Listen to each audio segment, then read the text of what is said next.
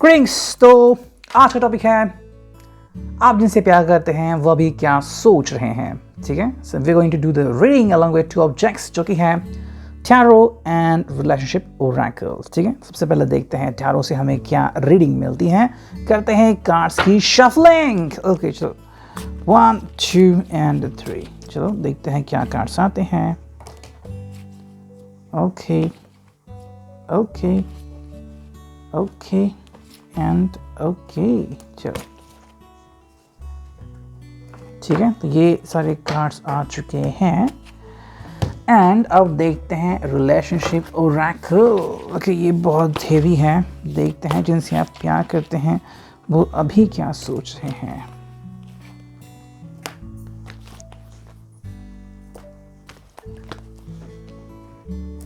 चलो 5 कार्ड आ गए, हम बस इतने ही लेंगे। ठीक है, बाकी मैं रखता हूँ इसे साइड में। तो चलो कार्ड्स तो आ चुके हैं यहाँ पे और अब देखते हैं कि भाई रीडिंग कैसे आती है। ओके तो चलो हम सिर्फ स्ट्रेट ही कार्ड्स लेंगे। ठीक है, तो चलो स्ट्रेट कार्ड्स लेते हैं। We are going to do the reverse right now. चलो तो जो हमें यहाँ पे दिख रहा है वो क्या है। ठीक है, वो है 2 ऑफ वॉन्ड्स। ठीक है, सबसे पहला कार्ड जो हमें यहाँ पे दिख रहा है वो है 2 ऑफ वॉन्ड्स। तो दोनों के बारे में सोच चालू है यहाँ पे। ओके, ये फायर साइन है, Aries, Leo, Sagittarius and 2 of wands. तो this person is trying to figure out कि डिफरेंसेस कैसे कम हो सकते हैं। ठीक है, अगर आप दोनों अलग अलग जगह पे रहते हो, दूरियां बहुत सारी हैं या फिर बात करने में दिक्कतें आती हैं, इनका जॉब टाइमिंग अलग है, आपका जॉब टाइमिंग अलग है, फैमिली इश्यूज हो सकते हैं, तो ये सब जो चीज़ें हैं वो कैसे हैंडल करें एंड फाइनली आपके साथ आके कैसे सेलिब्रेट करे, कैसे यूनाइट हो जाए, कैसे बातचीत आगे बढ़ाए, ये कहीं ना कहीं सोचने में ये पर्सन व्यस्त हो सकता है। ठीक है, 2 ऑफ वॉन्ड्स में क्या होता है कि पर्सन एक्चुअली वेट करता है एंड 2 चीज़ों के बारे में सोचता है। ठीक है, ये भी हो सकता है कि मे बी अपने बैचलर लाइफ के बारे में सोच रहा है एंड फिर जब आपने इनकी ज़िंदगी में एंट्री की तो उसकी ज़िंदगी कैसे बन चुकी, तो जो बदलाव है इसके बारे में भी ये पर्सन शायद सोच सकता है। ठीक है, सेकंड जो कार्ड है यहाँ पे वो है 5 ऑफ वॉन्ड्स। ओके, तो अगेन वॉन्ड्स आ गया, एरीज, लियो, सैच। तो यहाँ पे जो बातें हैं इट्स ऑल अबाउट कि भाई डिस्कशन इज गोइंग और discussing thing is going on. ठीक है, 5 ऑफ वॉन्ड्स पे क्या आता है, बेसिकली ये पर्सन जो डिफरेंसेस है उसको पॉइंट आउट करता है कि भाई क्या बात है इसी कारण डिफरेंसेस आते हैं या फिर आ रहे हैं। तो वो कोई भी चीज़ हो सकती है, मे बी कि आपकी कास्ट अलग हो सकती है या फिर कि भाई आप किस कंपनी में जॉब करते हो, या फिर आपका मोटिव अलग है ज़िंदगी के बारे में, ये वेजिटेरियन है, आप नॉन वेजिटेरियन हैं लाइफ वाइज। तो ऐसी कुछ चीज़ें जिसके बारे में शायद ये सोच सकते हैं। अब ज़रूरी नहीं कि हर बार इनके दोस्त मिलके इन्हें टांटिंग करे या फिर इनको बोले, लेकिन कहीं ना कहीं खुद भी विचार कर सकते हैं भाई मुझे तो ये चीज़ आगे ले जानी है, लेकिन क्या होगा। देखो शादी ब्याह का जो मामला होता है वो बिल्कुल भी आसान नहीं होता। ओके, बहुत ही ऐसे रेयर यानी कि दुर्मिल जिसे कहते हैं कि बहुत ही रेयर ऐसे लोग हमें मिलते हैं जो कहते हैं कि भाई जस्ट हमने एक दूसरे की आंखों में देखा या फिर उन्होंने मुझे ऑनलाइन मैट्रिमोनी से प्रपोजल भेजा, मैंने एक्सेप्ट किया एंड 2 महीने में या 2 हफ्ते में हमारी शादी हो गई। ये बहुत ही रेयर होता है। अगर हम रियल लाइफ की बात करें तो कितने सारे ब्रेकअप मेकअप होता है, फिर कई सारे दिन आपको वेट करना पड़ता है, फिर दूसरे के साथ कंटिन्यूएशन करना, फिर आगे बढ़ना वगैरह वगैरह। बिकॉज ज़िंदगी और शादी का मतलब है एक दूसरे को समझ के आगे बढ़ना। ओके, ऐसा नहीं कि भाई आपने बस स्कूटर को किक किया और स्कूटर चला गया, नहीं, आपको सभी तरीके से चीज़ों को देखना होगा। जैसे कि अभी आप दोनों साथ में हैं, खुश हैं, चलो अच्छी बात है। अब अगर जब आप दोनों साथ में एक्चुअली जब आएंगे शादी के बाद तो इनकी जो आदतें हैं भाई, इनको खाना ये लगता है, इनका ऑयल अलग है, आपको में भी सफोला पसंद है, इनको कुछ और ऑयल पसंद है, तो क्या आपको टेस्ट अच्छी रहेगी। या फिर ये खाने में ओनियन नहीं खाते, अगर आपको ओनियन की समझ आता नहीं खाना तो क्या हो जाएगा।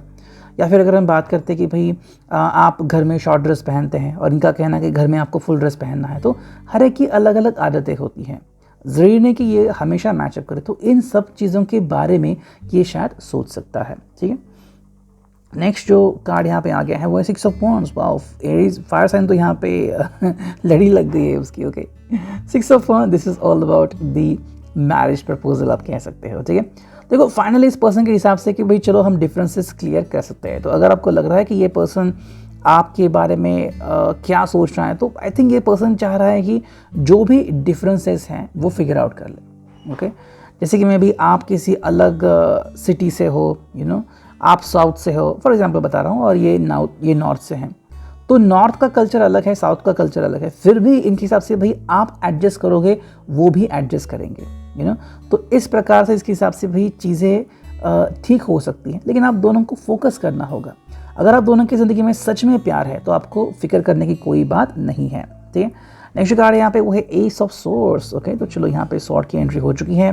Gemini, Libra, Aquarius, air sign, और ये सिंपल स्टैटिस्टिक है कि भाई ये पर्सन चाहता है कि जो भी आप दोनों के बीच में डिफरेंसेस हैं वो पॉइंट आउट करे।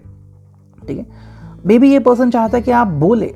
अब तक अगर आपने इनसे कोई भी बातचीत नहीं की, फिर इनकी कोई शिकायत नहीं की है, इनमें भी बहुत सारी खोट हो सकती है कि या तो बहुत बोलते हैं फिर बहुत कम बोलते हैं, बहुत ज़्यादा क्लोज आते हैं या फिर बिल्कुल नहीं आते, बहुत ज़्यादा दूसरे की तारीफ़ करते हुए बिल्कुल नहीं करते। तो ऐसी जो चीज़ें हैं जो आपको लग रही है कि भाई ये जो चीज़ें हैं आपके लिए काफ़ी इंपॉर्टेंट हैं, अगर ये सॉर्ट आउट हो जाए तो आपका प्यार 10 गुना बढ़ेगा। तो क्यों नहीं, अगर रिश्ता और ज़्यादा बेहतरीन हो सकता है तो ये पर्सन सोच सकता है कि भाई हाँ भाई आपने तो बात करनी चाहिए, है ना। तो कहीं ना कहीं आपको फ्रीडम भी दे सकता है या फिर दे चुका है। ठीक है, नेक्स्ट कार्ड है वो है 3 of wands. Again fire sign, 3 of wands, this is all about the waiting period. I think ये पर्सन आपसे जानने के लिए बेताब है, वेट कर रहा है कि भाई क्या आपका रिस्पॉन्स है। ओके, अगर इन्होंने आपको इंटरेस्ट भेजा है या फिर ये आपसे मिल चुके हैं, कहीं ना कहीं इन्होंने अगर कोई प्रपोजल दे दिया है कि भाई ठीक है मैं सोच रहा हूँ, तो क्या आपका पैगाम होगा। और अगर आपने इनको प्रपोजल भेजा है तो क्या इनका पैगाम होगा, ये खुद भी सोच रहे हैं। दरअसल ये देखो, ये तो चाहते हैं कि चीज़ें बहुत ही अच्छी तरह से हो जाए, लेकिन एक कहते हैं ना एहतियात के तौर पर कोई व्यक्ति जो है वो कई बार बहुत ज़्यादा समय ले लेता है। नेक्स्ट कार्ड है वो है द हर्मिट। तो वर्गो का कार्ड यहाँ पे आ चुका है। द हर्मिट ये है कि भाई चीज़ों को बारीकी से समझना। ओके, कई लोगों को लगता है कि भाई ब्रेकअप हो गया तो सब कुछ खत्म, अब ज़िंदगी कैसे हो गई, ऐसा कुछ नहीं होता। ओके, ये आपके लिए एक सबक होता है कि आप हर व्यक्ति के ऊपर ट्रस्ट नहीं कर सकते, है ना। कुछ लोग हमें ऐसे मिल जाते हैं कि जो हमें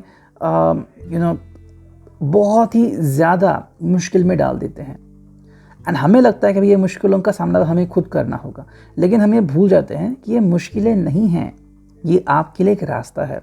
अगर कल ऐसे कोई व्यक्ति दोबारा से आपकी ज़िंदगी में आने की कोशिश करे तो आप प्रिपेयर्ड होंगे। जैसे कि वैक्सीन, आपने वैक्सीन ले लिया, किसी को थोड़ी सी तकलीफ होती है, लेकिन जैसे ही आपकी बॉडी इम्यून हो जाती है, तैयार हो जाती है, तो वापस से अगर कोई ऐसा वायरस आता है तो उसे भगा देती है। So that is the sign over here. ये पर्सन इसी के बारे में सोच रहा है। नेक्स्ट कार्ड है वो है द एम्परर। एरीज वाला साइन यहाँ पे आ चुका है। तो ये पर्सन बेसिकली कहें तो रूल करना चाहता है एंड अपनी बातें आपको बताना चाहता है। ठीक है, यूँ कहें तो सही होगा कि ये रिलेशनशिप को डोमिनेट करना चाहता है।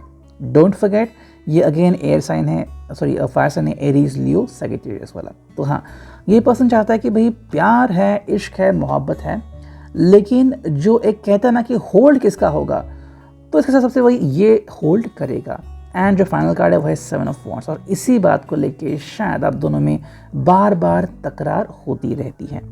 देखो, ये कार्ड फाइनली आ चुका है, एरीज, लियो, सैज वाला, फायर साइन वाला 7 ऑफ वॉन्ड्स। कि भाई अगर ये आपसे कुछ कहता है कि भाई I want to say you something, okay, I want to say something कि भाई आई डोंट ट्रस्ट यू, लेकिन मेरे हिसाब से भी चीज़ें हो जाएंगी, तो फिर डिफ़िकल्टीज आती हैं। जैसे कि शादी नहीं हुई तब तक तो आप दोनों एक दूसरे का कहना मानते हो, अब शादी के बाद या फिर एंगेजमेंट होने के बाद या फिर कमिटमेंट देने के बाद अब ये पर्सन जो कहेगा आप वही करोगे। उसने कहा आप ये कपड़े पहनोगे तो आप वही पहनोगे, उसने कहा उससे फिर बात नहीं करना तो आप नहीं करोगे। तो ये जो है ये कंट्रोलिंग है जो हमेशा अच्छा वर्कआउट नहीं करता, और इसी बात को लेके शायद आप दोनों के बीच थोड़े से इश्यूज चल सकते हैं या फिर चल रहे हैं।